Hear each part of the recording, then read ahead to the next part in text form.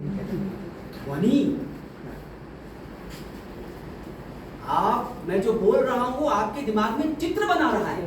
जब मैं बोल रहा हूँ चित्र, जब मैं बोल रहा हूँ आम, जब मैं बोल रहा हूँ दिया, आपके मन में चित्र बन रहा है। वर्णमाला एक वर्णमाला है जो शब्दों से व्यक्त हो रहा है और उसी का स्थूल रूप। देखिए हमारे यहाँ सूक्ष्म और स्थूल दोनों की उपासना का विधान है। सूक्ष्म जो अंदर है, लेकिन वो अभिव्यक्त नहीं करोगे तो कैसे पता? आप अंदर कोई भाव है आपके और आप बाहर अभिव्यक्त नहीं कर पाओगे तो कैसे पता कि चल क्या रहा है आपके अंदर? भावनाएं तो अव्यक्त हैं, अमूर्त हैं, उनका कोई आकार नहीं है, लेकिन उसको व्यक्त जब करते हैं तो वर्ण का प्रयोग करना पड़ता है। कई बार हम लोग अपने जीवन में यही कहते हैं कि माँ तो बोलती नहीं है, तो क्यों नहीं बोलती उनसे? अरे मैं कैसे बोलूं, अरे मैं क्या करूं, मैं नहीं बोल पाती। पूरा जीवन हम इसी वर्णमाला को समझने में बिता देते हैं।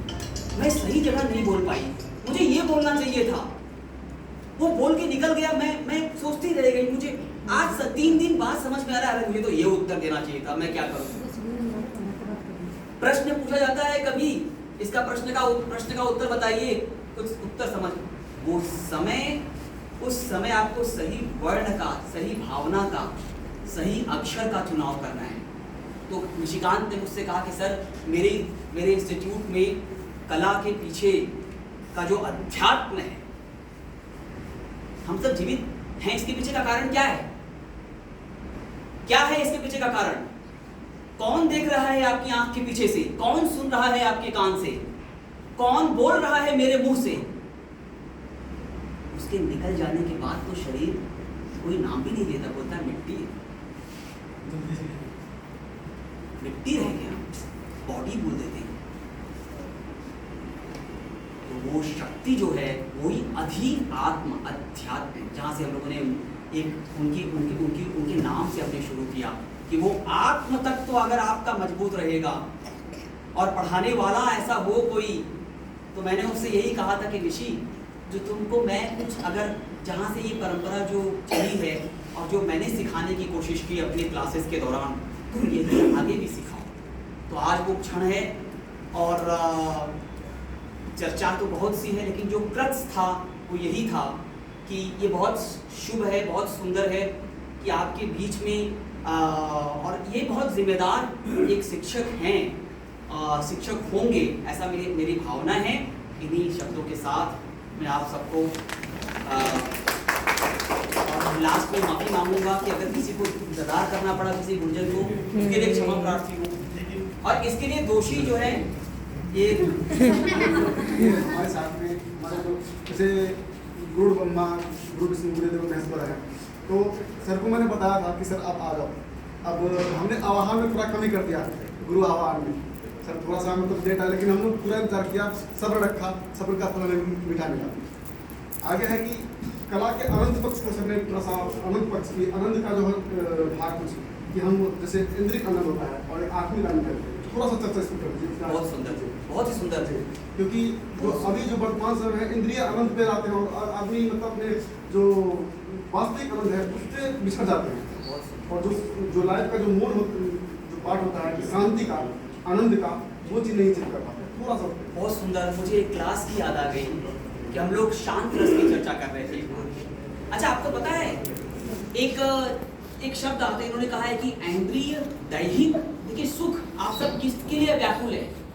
क्या चाहिए हमें जीवन में? सुख चाहिए। तो सुख के जो भी स्रोत हो सकते हैं, कौन कौन सा स्रोत? नंबर 1 बॉडी, हम देख करके सुख चाहते हैं, कान से सुन करके सुख चाहते हैं, मुंह से खा करके सुख चाहते हैं, शरीर से स्पर्श के द्वारा सुख चाहते हैं।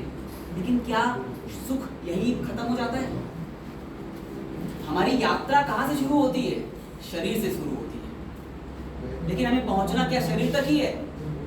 क्या आपको अगर कोई बोले कि यू आर जस्ट बॉडी, आप कहेंगे यार कैसी बात कर रहे हो? I am also emotion, I am also a soul. अगर आप सिर्फ बॉडी हैं तो आपके निकल जाने के बाद फिर कौन पड़ा रह जाता है? यानी हमारी यात्रा शुरू हो रही है शरीर से। दुख इस बात का है कि जैसा कि आपने कहा, हम अटक गए चमड़े पर। क्या हमारी यात्रा चमड़ी से चमड़ी तक की है? कला उसमें कहां पे आती है? तो एक बहुत बड़े आचार्य हुए, सौंदर्य शास्त्री हुए, कश्मीर के थे, श्री अभिनव गुप्त ने 3 ऐसे बातें कही हैं कि सुख के कई सोर्स हैं। सबसे पहला सोर्स है दैहिक। आपको सुखी होना है, रसगुल्ला खा लीजिए जाकर, ठीक है। लेकिन पेट भरने के बाद आपको लगता है कि कुछ गाना वाना सुनना चाहिए। आपने कुछ खाया, उसके बाद आपको कुछ सुनने का मन, यानी हमारी यात्रा शुरू हो रही है सबसे नीचे से। अगर हम देखें, जैसे आपने षटचक्र पढ़ा होगा, षटचक्र हमारे शरीर में योग की दृष्टि से, तंत्र की दृष्टि से देखा जाए तो षटचक्र है। सबसे नीचे मूलाधार, उसके ऊपर स्वाधिष्ठान, तब मणिपुर, फिर अनाहत वायु तत्व, उसके ऊपर विशुद्धि, तब जहाँ आपने टीका आज्ञा चक्र, और फिर अंत में सहस्त्रार। तो हमारी यात्रा कैसी हो? हमारी यात्रा कैसी हो? ऊपर से नीचे की तरफ हो या नीचे से ऊपर की तरफ हो? आज कोई ये कहता है कि क्या है, जीवन का लक्ष्य कुछ नहीं है। नहीं, हमारे यहाँ ऐसा नहीं माना गया। कलानाम प्रवरम चित्रम, कलाओं में चित्र श्रेष्ठ है। धर्म कामार्थ मोक्षदम। तो धर्म की प्राप्ति हो आपको, आप लोग सुबह उठ के आपने स्नान किया, जल दिया, आपने जो भी आपका जप पूजन है वो करते हैं। काम, हमारे घर में स्त्री हो, संतति हो, धन हो, गाड़ी हो, घोड़ा हो, हाँ, काम।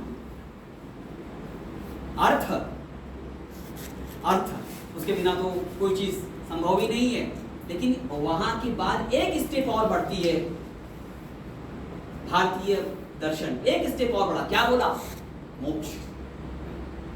क्या हम जो कुछ कर रहे हैं उससे हमारे अंत में हमें शांत रस की प्राप्ति हो रही है? क्या आपके अंदर, सबके अंदर गुस्सा है, सबके अंदर उसको नवरस माने गए हैं। नवरस तो कौन कौन से रस हैं? श्रृंगार, हास्य, करुण, वीर, रौद्र, हाँ, और एक घृणा को क्या बोलते हैं? जुगुप्सा, और अंत में शांत। आप बहुत गुस्सा कर लीजिए, बहुत जोर आपको गुस्सा आ गया, आपने बहुत फूट पड़े किसी के ऊपर, 2 मिनट गुस्सा, 3 मिनट गुस्सा, 4 मिनट गुस्सा, 5 मिनट गुस्सा, 6 मिनट गुस्सा, फिर जब वो भाव अभिव्यक्त हुआ, ठीक है, अभी मुझसे बात मत करो, रुक जाओ, आप शांत होते हैं, आपका भाव चरण पर पहुंचता है। प्रेम, आप तो मेरे माँ हैं, अरे आइए नानी जी, आइए बैठिए नानी जी, क्या खाएंगे नानी जी, नानी जी बताइए, नानी जी, गले लग गए। उसके बाद बहुत प्रेम उमड़ा, उसके बाद अच्छा नानी जी अब आप आराम कीजिए। हमारे भाव, कोई भी भाव हो, अच्छा अभी आपके अंदर कहेंगे मेरे अंदर क्रोध भी भरा हुआ है, तो मैं क्रोधित क्यों नहीं हो रहा हूँ? कोई सिचुएशन ऐसी उत्पन्न हो जाए तो आप क्रोधित हो जाएंगे। क्रोध है ना, उसे बोलते हैं स्थायी भाव। तो ये सब तो भाव है, लेकिन सबसे ऊंचा भाव किसको माना गया? सबसे सुंदर, जब आप सबसे सुखी कब होते हैं? आपने कभी सुख का अनुभव किया? सबसे सुखी आप कौन से कब होते हैं? जब आप तृप्त होते हैं। और तृप्त क्या है? बहुत भूख लगी है, भोजन मिला, भोजन के तुरंत बाद क्या होती है? तृप्ति हुई। उस समय आपको आत्म साक्षात्कार, उसे बोलते हैं कि भोजन के द्वारा भी वो सबसे नीचे दर्जे का सुख है, लेकिन आपको तृप्ति मिल जाती है। लेकिन एक तृप्ति अभी भी बाकी है, मानसिक। आपने भोजन तो किया, लेकिन मेरा मन ठीक नहीं लग रहा है। मुझे मेरी बेटी ने ऐसे कैसे बात कर दिया, उसने ऐसे कैसे बोल दिया, मन ठीक नहीं लग रहा है। मन के लेवल की तृप्ति, पेट भरने के बाद आपका मन भी सुखी होना चाहिए। तो आप गाना सुनते हैं, कोई साहित्य पढ़ते हैं, पेंटिंग देखते हैं, मूवी देखते हैं, ये दूसरे लेवल की सुख का जो सुख है वो हुआ। लेकिन क्या इसके परे कोई और भी सुख है? क्या सुख का, क्या इस सुख को कभी आपने अनुभव किया कि आप, बहुत बड़े एक बौद्ध दार्शनिक हुए हैं अतीसा दीपांकर, जो भारत से कभी चाइना में गए थे,